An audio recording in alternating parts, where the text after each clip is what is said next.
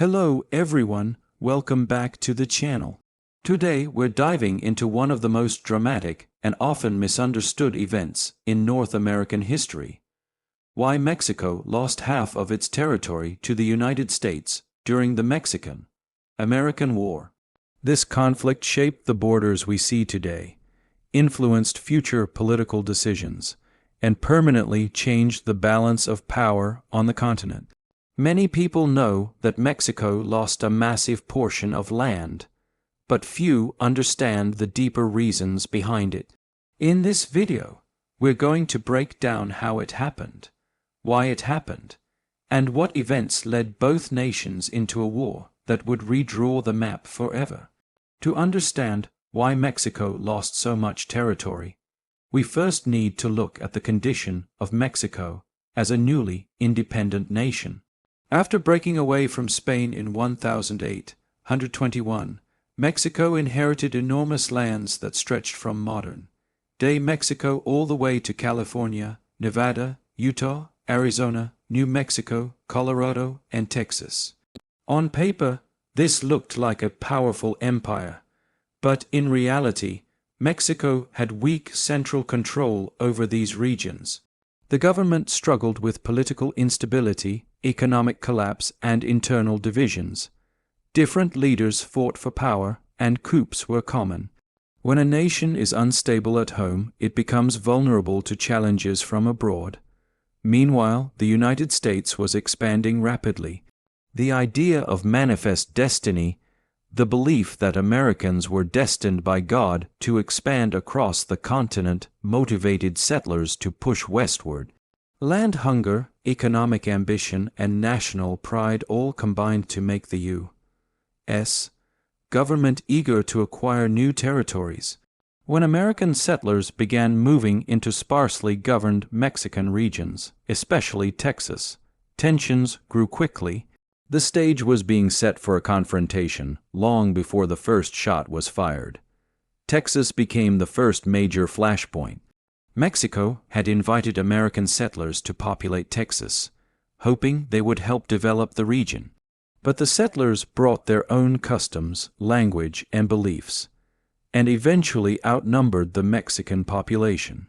Conflicts grew over issues like religion, slavery, and political control. The settlers demanded more autonomy, and when Mexico tried to assert authority, the Texans rebelled. After their victory at the Battle of San Jacinto in 1836, Texas declared independence from Mexico. Mexico refused to accept Texas as an independent nation. But the U.S. eventually did, and in 1845 the United States officially annexed Texas. This made war almost inevitable. Mexico saw the annexation as a direct attack on its sovereignty. The U.S. believed it had rightful claim to the Rio Grande as the Texas border, while Mexico insisted the border was farther north at the Nueces River. This border dispute became the spark that ignited the war. When President James K.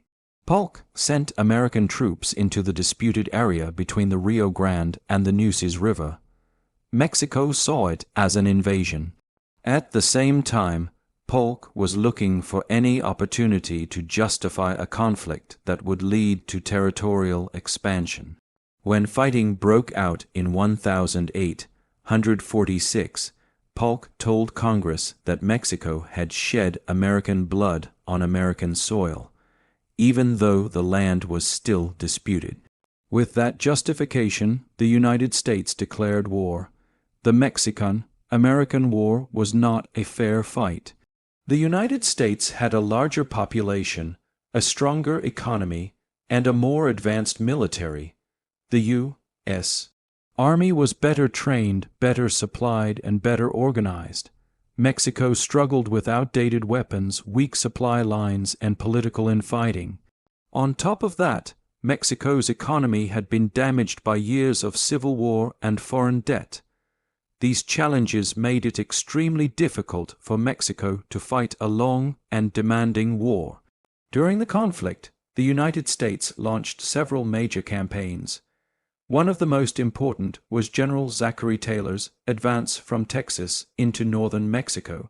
His forces won battles at Palo Alto, Resaca de la Palma, and Monterrey, pushing Mexican troops farther south.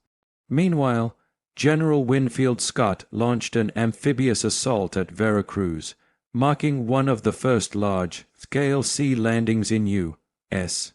military history. From there, Scott marched toward Mexico City, winning key victories along the way, including Cerro Gordo, Contreras, and Churubusco.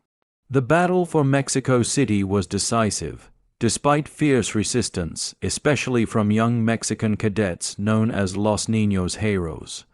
The U.S. captured the capital in September 1847. When the capital fell, Mexico had little choice but to negotiate peace. With its army weakened, its government divided, and its territory occupied, Mexico was forced to sign the Treaty of Guadalupe Hidalgo in 1848. Under the treaty, Mexico ceded an enormous portion of land to the United States, about 55% of its territory. This included what is now California, Nevada, Utah, Arizona, New Mexico, Colorado, and Wyoming. In return, the United States paid Mexico $15 million and assumed some of Mexico's debts. Although the payment appeared large at the time, the land gained would later become some of the most valuable real estate in the world. One major reason Mexico lost so much land was simply because these northern territories were sparsely populated and difficult to control. They were far from Mexico City, poorly connected, and vulnerable to raids by indigenous groups. Mexico lacked the resources to develop or defend them fully. As American settlers moved in, they quickly became the dominant population, making it easier for the United States to claim those areas during and after the war. Another reason was the political chaos in Mexico. The country went through several leadership changes during the war. Santa Anna, one of Mexico's most famous and controversial figures, returned to power but made several strategic mistakes. His decisions often weakened Mexico's military position and caused divisions among generals and politicians. Unity is crucial during war, and Mexico simply did not have it at the time. Economically, Mexico was also in trouble. The young nation was burdened with huge debts, limited industrial resources, and a weak tax system. The government struggled to feed, pay, and equip its soldiers. Many troops fought bravely, but they lacked supplies, ammunition, and sometimes even basic necessities. In contrast, the U.S. military had steady funding, organized logistics, and more advanced technology. International factors also played a role. European nations watched the conflict closely, but none intervened. Since Mexico had recently gained independence from Spain, the European powers were not eager to get involved in another American conflict. The U.S. understood this and acted quickly, knowing that European interference was unlikely. Another key factor was American expansionism. The U.S. leadership fully believed in manifest destiny, the idea that they were destined to occupy all land from the Atlantic to the Pacific. This belief created a strong political will to seize territory whenever possible. The war with Mexico was seen by many Americans as a natural step in fulfilling that destiny.